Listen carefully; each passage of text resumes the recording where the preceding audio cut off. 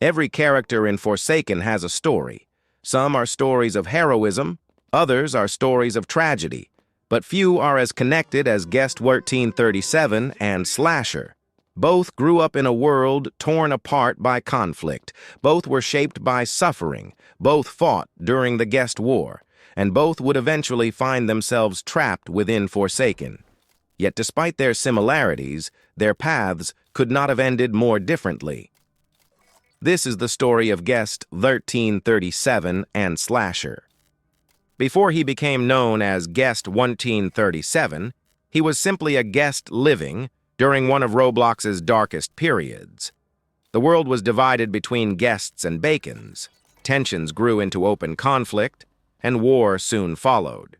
During this time, Guest 1337 suffered countless losses. His family was taken from him, and his childhood was defined by hardship. Despite everything he endured, he refused to give up.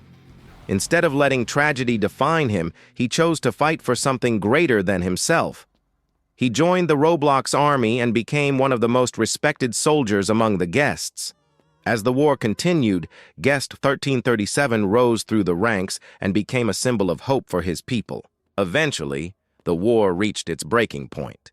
The final battle placed Guest 1337 face-to-face with the Bacon General.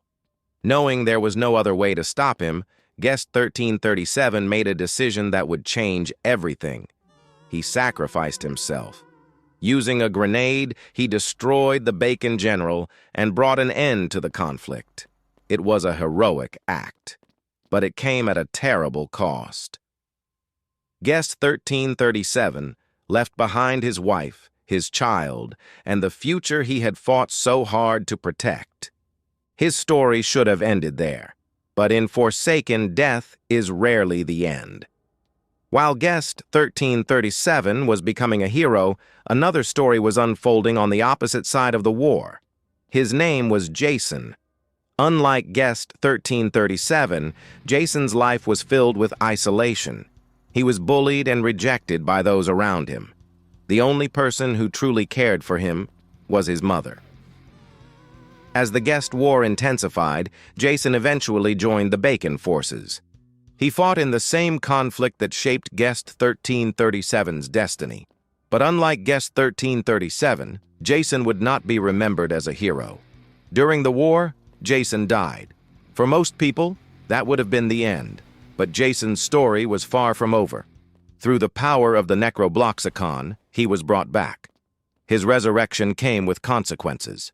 He became entangled with dark forces far beyond his understanding.